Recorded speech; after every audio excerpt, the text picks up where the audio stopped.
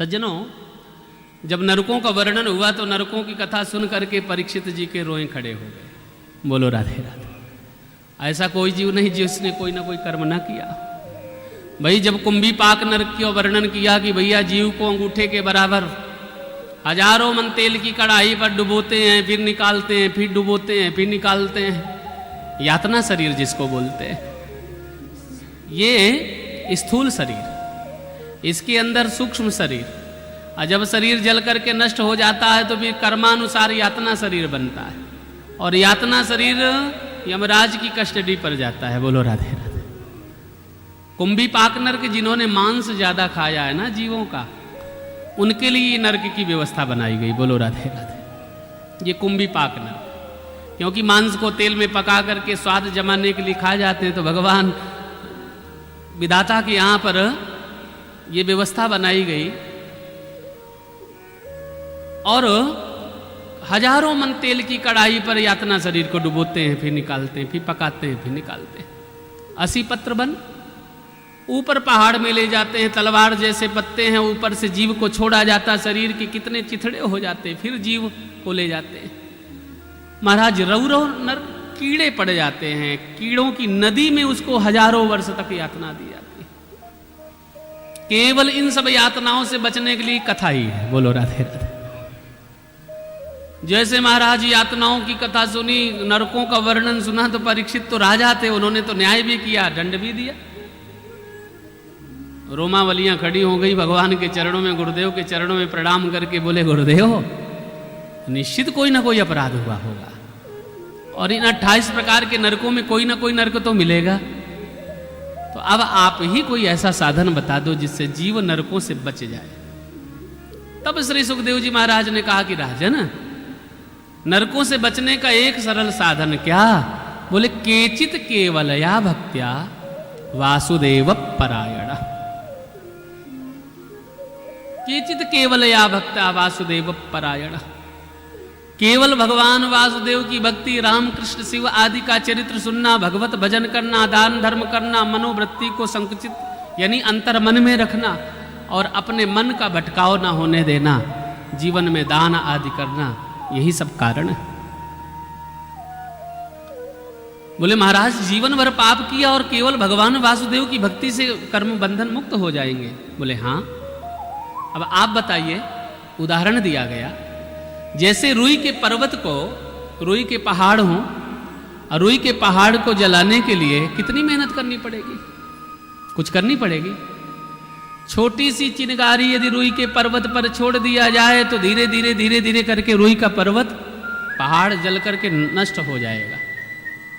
और ऐसे ही जीवन में जो पाप के पहाड़ जगे हैं, जो बने हुए हैं ना, ऐसे पाप के पहाड़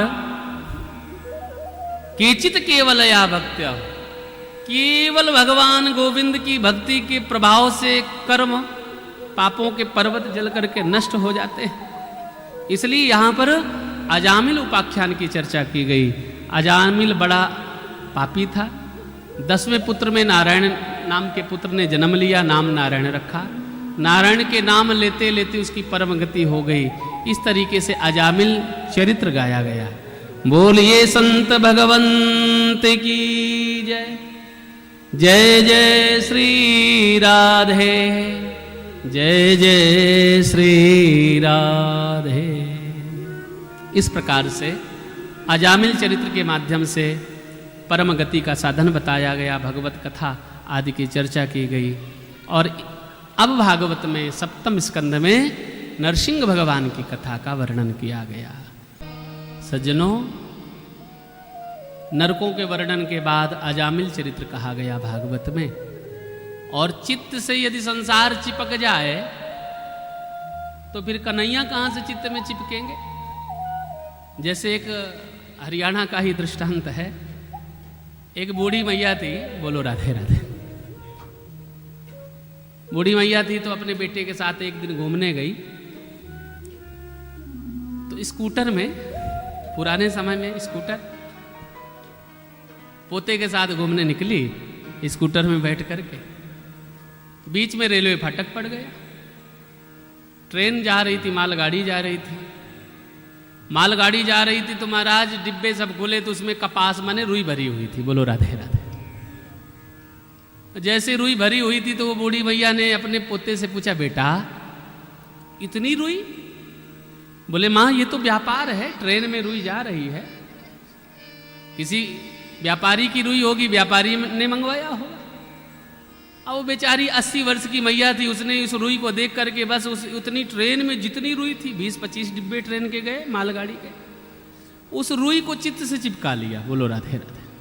हे भगवान इतनी रुई, कौन धुनेगा, कौन पुनेगा, कौन रजाई बनाएगा, कौन गद्दा बनाएगा? बस सोच सोच करके फाटक खुला, स्कूटर बढ़ा, बाजार से खरीद करके सामान लेकर के बूढ़ी मैया आई अपने घर, और भैया अगले दिन से तो खटिया पकड़ ली। बोलो राधे राधे।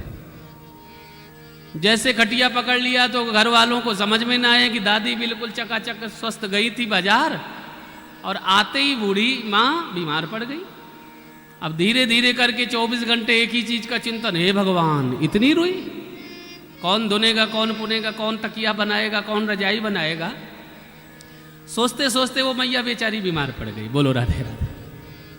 अब धीरे धीरे करके कमजोरी आ गई, बड़े बड़े डॉक्टर लग गए, बीमारी हो तो समझ में आवे, समझ में आई नहीं। अब तो आवाज भी ना निकले और चित्त में वही रुई चिपकी, हे भगवान इतनी रुई, इतनी रुई।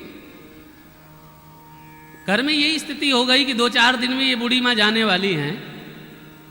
घर में सब उदास हो गए, रोने गाने लग गए। एक महात्मा जी जा रहे थे मकान के सामने से, महात्मा ने देखा कि अरे भैया इस घर में बहुत भीड़ भाड़ लगी है। घर में झांक करके देखा तो एक श्रद्धालु ने कहा, आइए महाराज जी घर पधारिए। महात्मा जी को घर ले गए तो बोले आप लोग क्यों परेशान हैं? बोले हमारी बूढ़ी माँ, दादी माँ बीमार पड़ गई। बोले पहले से कोई बीमारी थी? बोले कोई बीमारी नहीं।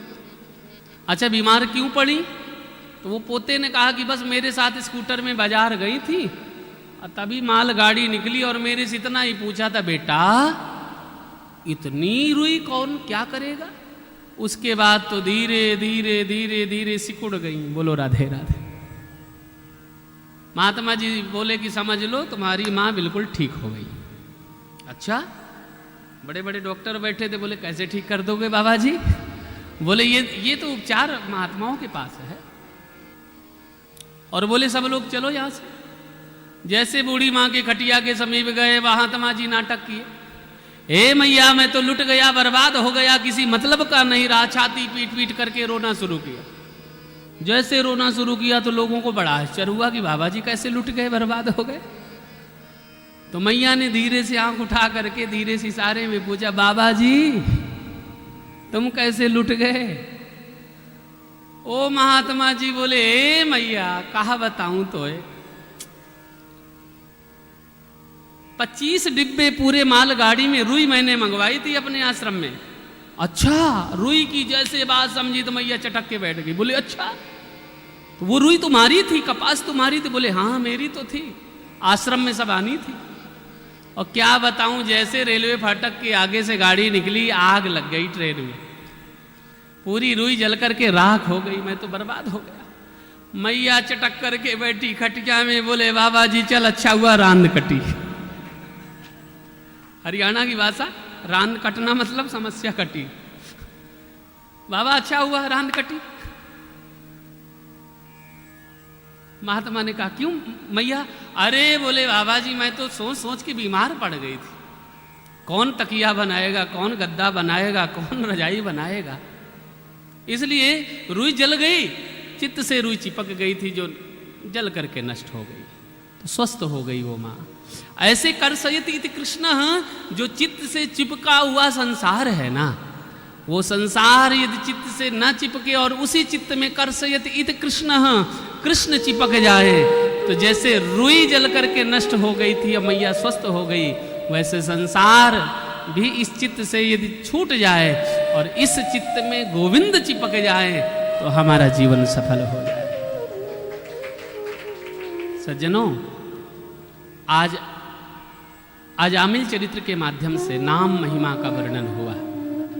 अजामिल पर कृपा हुई। अजामिल ने नारायण नाम उच्चारण करते हुए परम गति को प्राप्त किया।